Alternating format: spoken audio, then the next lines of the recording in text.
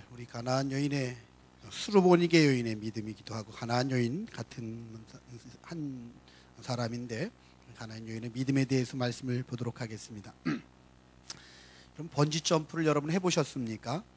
저는 아직 못 해봤는데 번지 점프를 하려면 높은 곳에 올라가서 줄로 묶고 그러고서는 이제 뛰어내리지요. 뛰어내리는데 보면은 다 밑에 이제 닿을 때쯤 되면은 위에서 줄이 딱 잡고 있어가지고 그냥 탁 걸리게 되지 않습니까? 사람들이 참 아찔하고 그런데 근데 그 스릴을 즐기는 사람들은 그 번지 점프를 합니다. 근데 번지 점프를 하는데 생각해 보세요. 그 번지 점프가 만약에 이게 줄이 끊어질 거야 그럼 여러분 뛰어내리시겠습니까? 아니죠, 그렇죠? 그 번지 점프가 마치 그 줄이 생명과 같은 생명줄 아닙니까? 생명줄이기 때문에 그 줄은 안 끊어져 라고 하는 믿음이 있으니까 그거에 대한 줄에 대한 믿음이 있으니까 뛰어내려도 그냥 마음 놓고 그냥 던져버리는 거죠, 몸을. 마치 신앙생활도 그런 것 같아요. 믿음이라는 건 생명줄이에요. 그 믿음이라는 걸 꽉 붙잡고 우리가 우리의 영혼을 던지는 거거든요. 믿음에 우리 영혼을 던지는 건데 로댕에 생각하는 사람처럼 여기서 뭐 어떻게 할까 고민하는데 우리의 정말 온 영혼을 걸고 도박을 할 것인가? 어떤 도박을 할 것인가? 어떤 사람들은 주님을 모른다고 하면서 주님과 상관없이 어리석게도 주님이 없다고 그러면서 주님을 떠나갈 수도 있고 아니면 어떤 사람은 정말 주님이 살아계셔. 그러니까 주님 앞에서 살아가야지 하면서 그렇게 믿음으로 우리의 그 믿음이라고 하는 그 줄에다 우리를 맡기고 영혼을 걸고 뛰어낼 수도 있고 둘 중에 하나라는 것이죠. 바라기는 우리 모두가 믿음으로 주님을 바라보고 나가는 은혜가 있게 되길 주님의 이름으로 축원합니다. 오늘 본문에 보면 가나안인의 한 여인이 나옵니다. 이 여인은 이방 여인인데 딸이 하나 있었는데 이 딸이 귀신이 들려서 몹시 고생을 하고 있었던 모양입니다.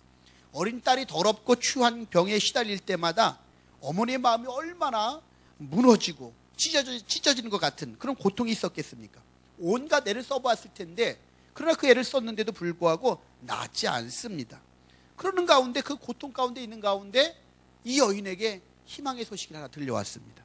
그건 뭐냐면은 예수라는 사람이 지나가다가 예수를 만나면은 귀신 들린 사람들이 나았고 그 예수라는 사람을 만나면 안진병이가 일어서고 맹인이 눈이 띄어지게 되고 그 예수라는 사람을 만나게 되면 나병 환자들이 나음을 입는다.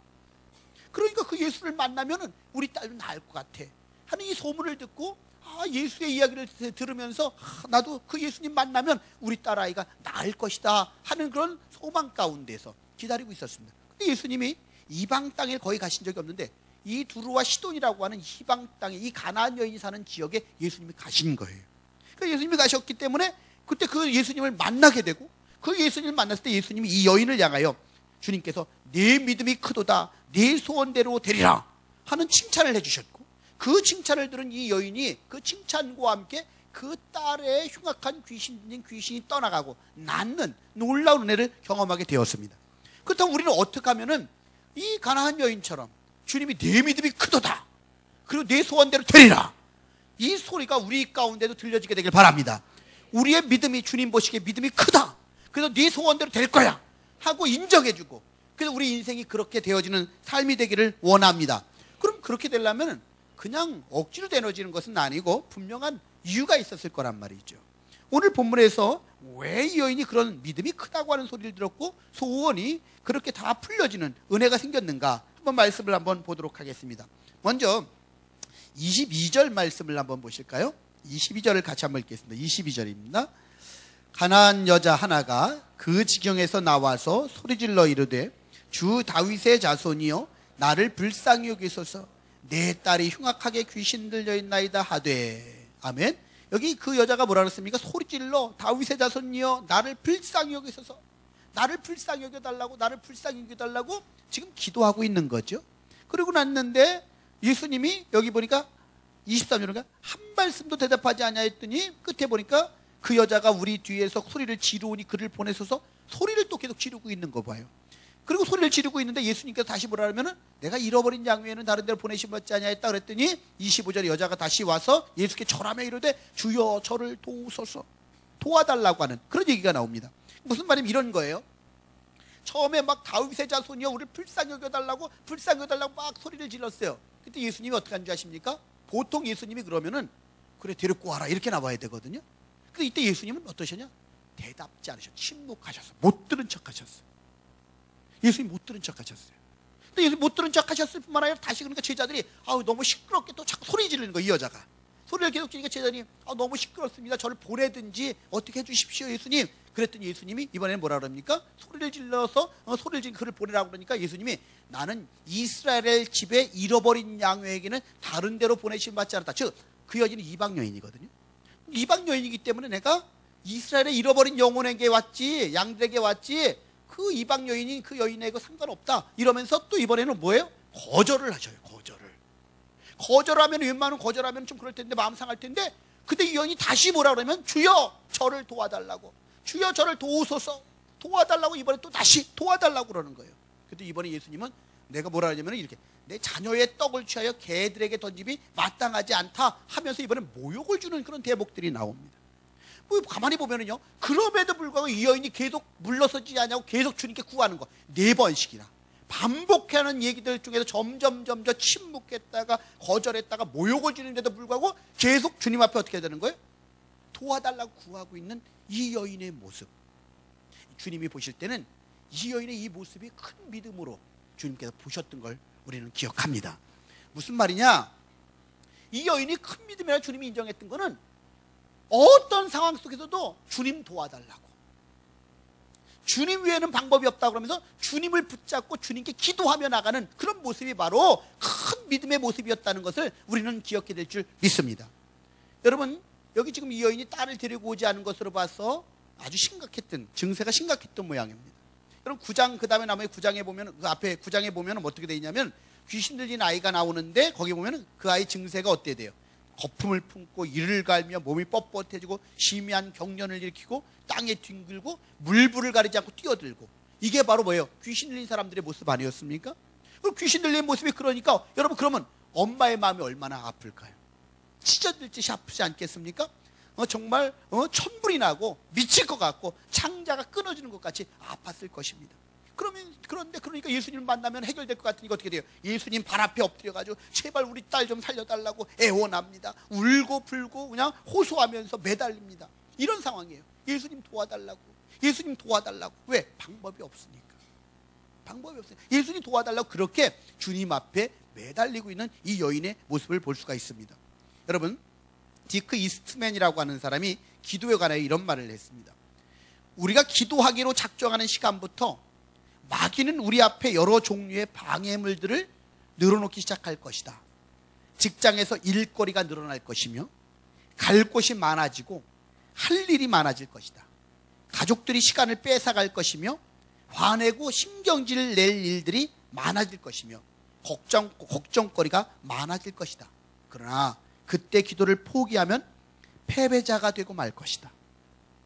기도하기로 작정하면 이상하게 여러 방해물들이 생겨난다는 거예요. 그런데 그걸 알고 그 장애들을 이기고 나갈 때에, 그럴 때 온전하게 하나님 앞 믿음으로 드리는 기도가 되고 하나님께서 받으시는 기도가 되는 줄 믿습니다.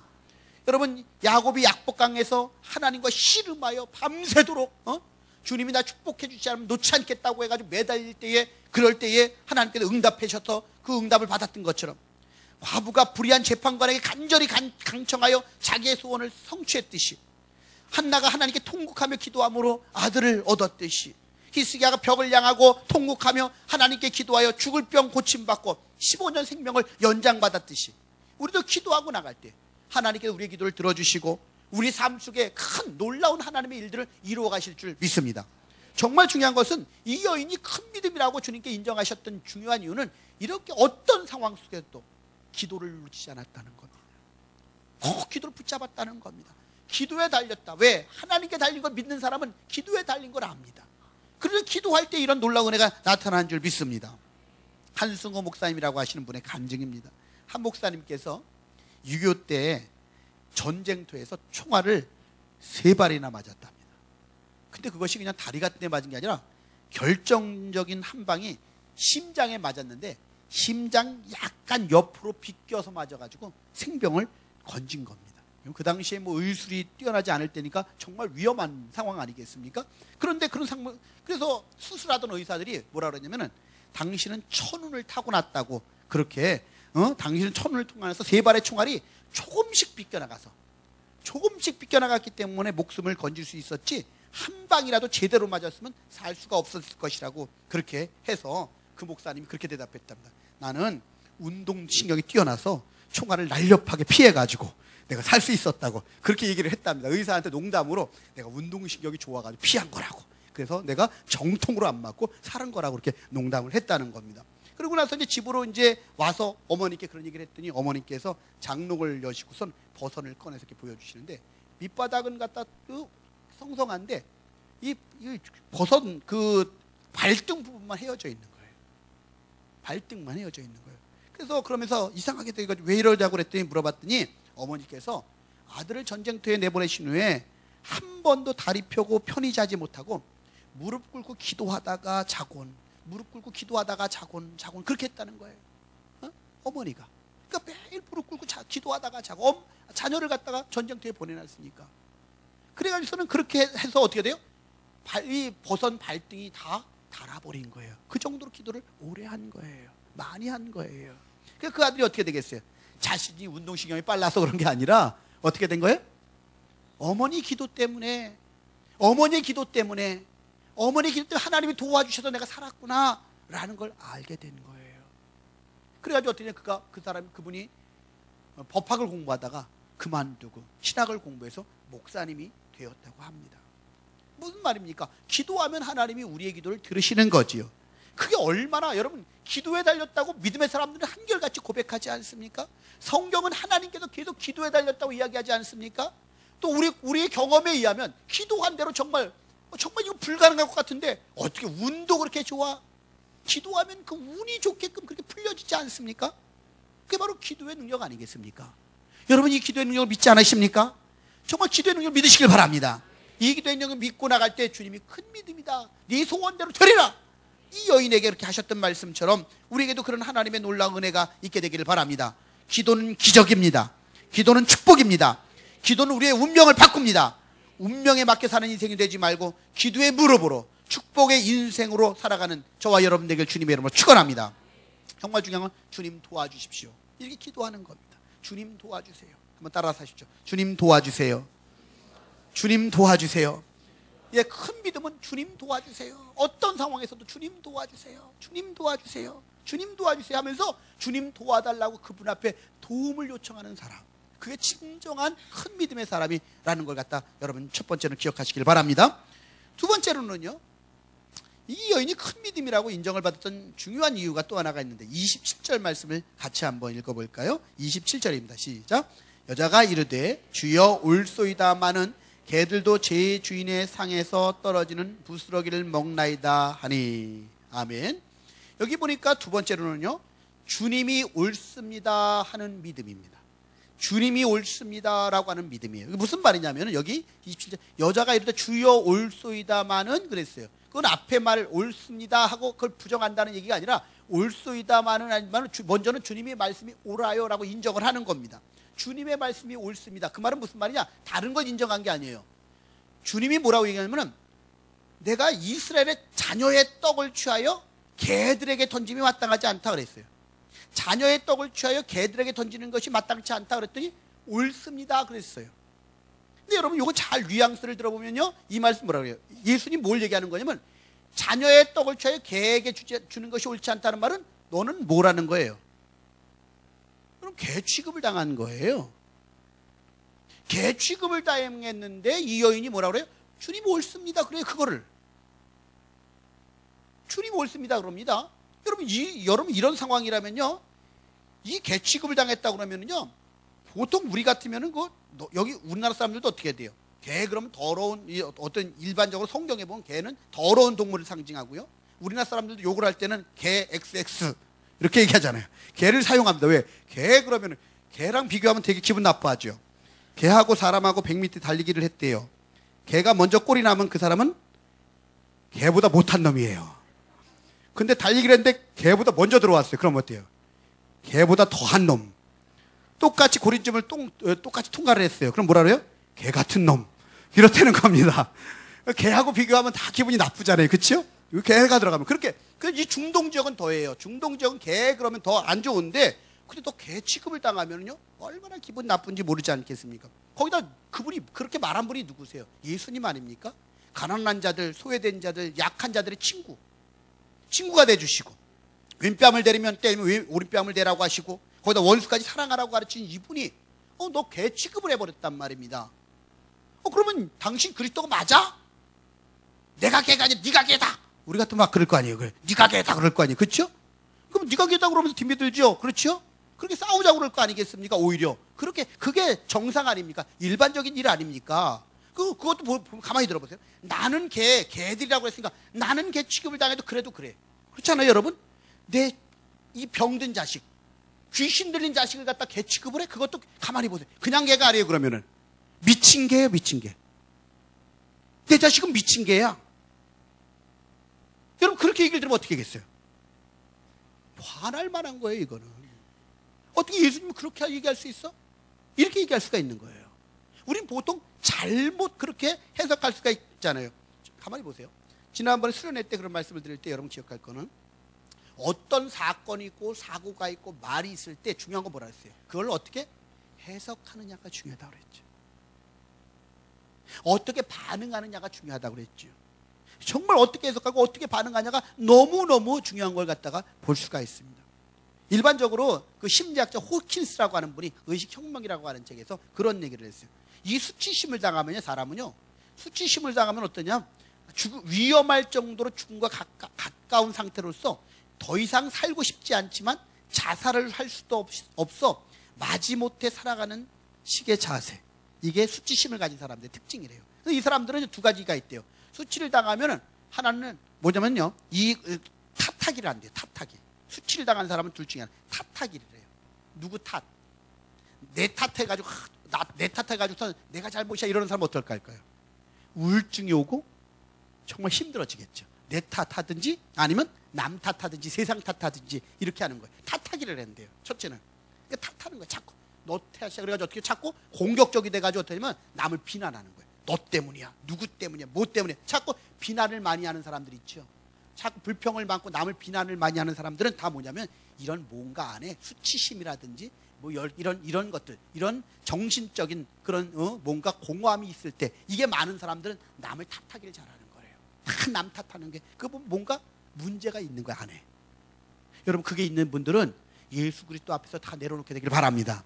다 씻어내길 바랍니다. 그까지 갖고 살면 나만 괴로운 거예요. 나만 힘든 거예요. 그러니까 주님 앞에 이 탓하기를 많이 하고 있다는 거는 그만큼 내 안에 뭔가 수치심이라든지 열등의식이라든지 뭔가 이런 것들이 강한 그런 심리적인 안 좋은 상태가 있기 때문에 그러는 거예요. 탓하기만 하든 그걸로 끝나는 게 또 하나가 있어요. 그게 뭐냐면 남을 탓하거나 숨기를 해. 숨기. 내가 숨어버리는 거예요. 숨어버리니까 어떻게 해요? 자꾸 숨는 거예요. 누가 뭐라면 숨어버려. 피해버려.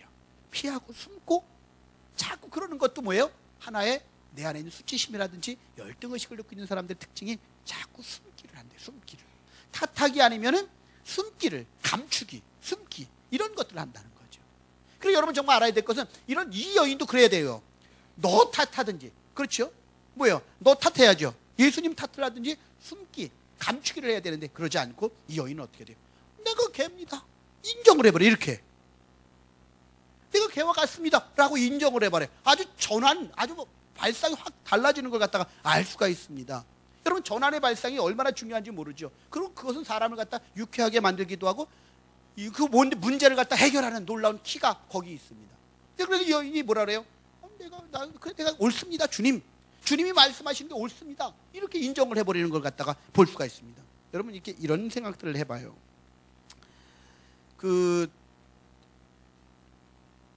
너 같은 죄인이 뭘 한다고 너 같은 죄인이 무슨 종교개혁을 해? 하고 루터에게 사단이 나타나서 그랬다고 그랬죠. 근데 루터가 뭐라 그래요? 나는 그것보다 더 큰 죄를 지었는데 주님이 용서해 주셨어 하고 그걸 이기고 갔다고 그래요.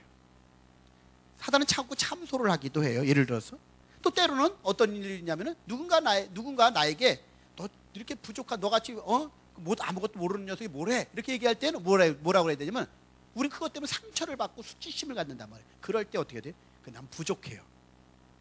하지만 주님이 도와주시면 능치 못할 일이 없어요. 이렇게 얘기할 수 있단 말이에요. 어떤 때 누가 나한테 욕을 할 수도 있어요. 너 죽어! 이렇게 얘기하면은 어떻게 돼? 그냥 주님 안에서 죽어야 돼. 이래버리면은 그거 아무 공격했던 게 어떻게 나한테 상처가 안 되고 그냥 그 반응이 그거 갖다 내가 쿠션처럼 받아들이면 그냥 문제가 없어질 수 있어요. 근데 그걸 갖다 우리가 반응을 갖다가 어떻게 돼요? 그 반응을 갖다 해석을 갖다 잘못하면은 자꾸 공격적 나도 못하는 사이에 나도 갖다 남 탓하기로 나가고 그러면은 오히려 더 문제가 불거지는 걸 갖다가 볼 수가 있다는 말이죠. 여러분 중요한 거는 이 여인이 어떻게 돼요? 반응을 하는데 욕을 해도 욕을 안 먹는 여인이에요. 저주를 해도 저주를 안 받으면 그만이에요. 상처를 주는 말을 들어도 그 말을 해도 안 들으면 돼요. 한 귀로 듣고 흘려버리면 되는 거예요. 내 마음에 안 두면 되는 거예요. 근데 우리는 자꾸 그거 예민합니다. 여러분 근데 믿음이 크면은요 어떤다고 그랬습니까? 그걸 믿음으로 해석하는 거예요. 아멘. 그까짓 건 아무것도 아니라고 생각하면은 어떤 것도 다 이겨낼 수 있습니다. 그러니까 정말 저와 여러분이 정말 기억해야 될 것은 하나님의 은혜 안에서 이걸 믿음으로 바라보고 나가는 저와 여러분이 되어야 될 줄 분명히 믿습니다. 주님이 이 여인을 테스트하는 겁니다. 주님이 이 여인을 계속 이 여인의 믿음을 테스트하고 있습니다. 그렇게 테스트받는데 이 여인은 어떻게 돼요? 그 믿음을 그 상황을 갖다 잘 하나님의 은혜 안에서 통과하고 있는 걸 갖다가 볼 수가 있습니다. 우리 안에 하나님의 이런 놀라운 은혜가 있게 되길 주님의 이름으로 축원합니다. 축원합니다. 여러분 마지막 세 번째로는요. 여기 보면서 그 여인이 하는 것을 구한 거는 주여 내가 개 같아도 좋습니다. 그거 인정해요. 그러고 나서 이 여인이 마지막까지 놓치지 않는 게 하나가 있어요. 그게 뭔지 아십니까? 가장 중요한 게 하나 있는데 27절에 다시 한번 27절 읽는데 같이 있습니다. 여자가 이르되 주여 올소이다마는 개들도 제 주인의 상에서 떨어지는 부스러기를 먹나이다 하니. 아멘. 여러분 여기 중요한 말이 나와요. 이 여인이 하는 말이 내가 개여도 좋습니다. 그런데 개들도 주인의 상에서 떨어지는 부스러기를 먹어요. 중요한 건 뭐예요? 이 여인에게 중요한 건 내가 개냐 아니냐 이게 중요하지 않아요. 뭐가 중요해요? 주님의 부스러기 같은 은혜라도 주님이 은혜를 달라는 거예요. 이 주님이 주시는 나는 주님이 주시는 부스러기 같은 은혜라도 있으면 내 삶의 문제가 해결된다는 거예요. 부스러기만한 그 작은 은혜만 주님이 주셔도 내 딸이 낫는다는 거예요. 이 여인의 고백이 뭐라고 그래요? 개들도 주인의 상에서 떨어지는 그랬죠. 예수님을 뭐라고 인정해요? 계속 주님으로 인정해요. 주님으로. 예수님 나 주님이십니다. 예수님 주님이세요. 주님으로 인정하면서 예수님이 주님이시니까 주님 나는 개여도 좋습니다. 개 취급을 하셔도 좋습니다. 단지 주님이 부스러기만한 은혜를 주셔도 그 은혜만 가져도 내 딸이 낫습니다.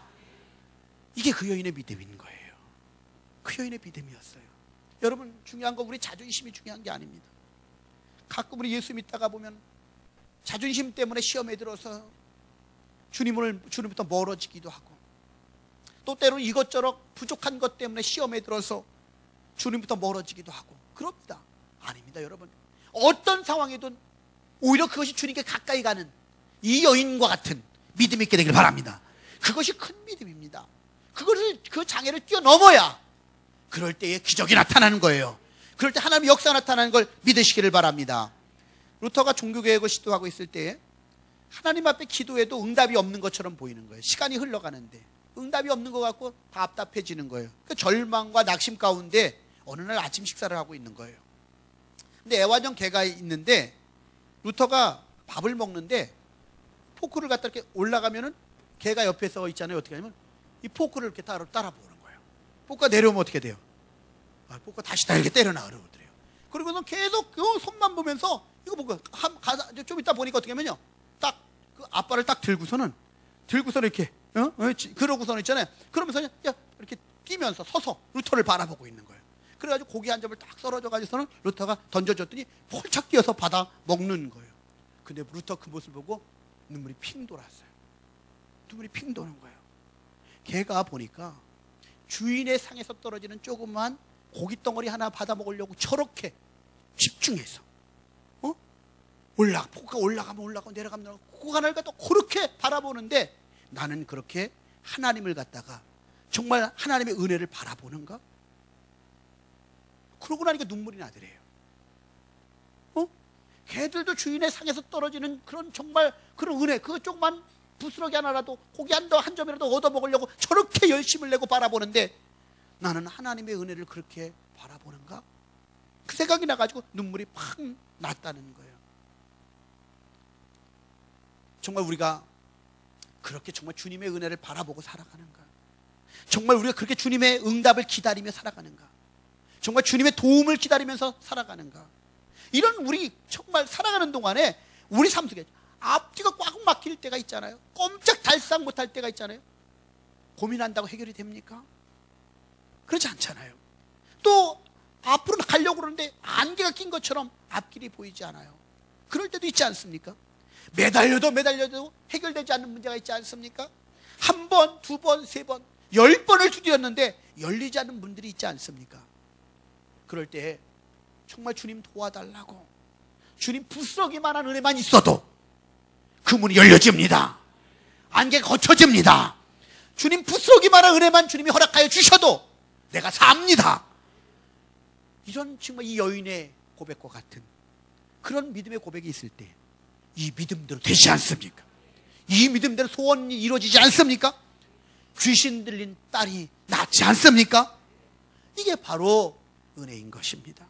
부스러기만한 조그만 은혜도 주님께서 주시기만 하면, 여러분 겨자씨만한 작은 믿음 하나만 있어도 산을 옮긴다고 하셨는데, 주님은 우리가 이 작은 주님의 은혜만 하나, 부스러기만한 은혜만 있어도 우리가 사는 겁니다.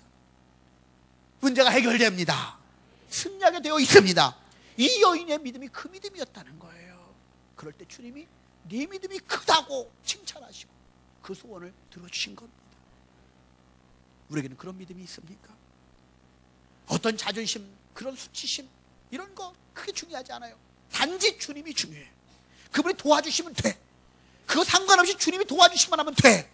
그 마음을 가지고 부스러기만한 은혜라도 주세요. 부스러기만한 은혜라도 주세요. 그리고 주님 앞에 자기를 겸손히 낮추는 거예요. 내가 개여도 좋습니다 하고 나를 낮추고 겸손히 낮추고, 중요한 건 그게 아니라 주님의 은혜입니다. 부스러기만한 은혜입니다. 그 은혜만 있어도 내가 삽니다 하고 나갈 때 하나님의 놀라운 은혜가 우리 안에 나타날 줄 믿습니다. 그런 신앙이 되길 주님의 이름으로 축원합니다. 기도하시겠습니다. 우리 한번 기도할까 합니다. 여러분 마음을 한번 내려놔 보세요. 여러분 답답한 일이 뭐가 있으세요? 정말 힘든 일이 뭐가 있으십니까? 그걸 한번 떠올려 보세요. 그거 떠올려 보고 하나님 도와달라고, 불쌍히 여겨달라고, 도와달라고 먼저 하나님 도와주세요 하고 기도하시고, 두 번째로는 주님이 오라요. 주님이 옳습니다 하고 주님 앞에 다 지금까지 살아온 모든 것 이런저런 불평하지 말고 다 주님이 옳다고 인정하십시오. 주님이 맞습니다. 옳습니다. 낫습니다. 주님 앞에 인정하세요. 그리고 세 번째, 부스러기만한 은혜를 주세요. 그러면 삽니다. 부스러기 은혜만 주시면 그 문제가 해결됩니다. 하나님 도와달라고 함께 말씀 붙잡고 한번 여러분의 그 문제를 내려놓고 기도하도록 하겠습니다. 기도하십시다.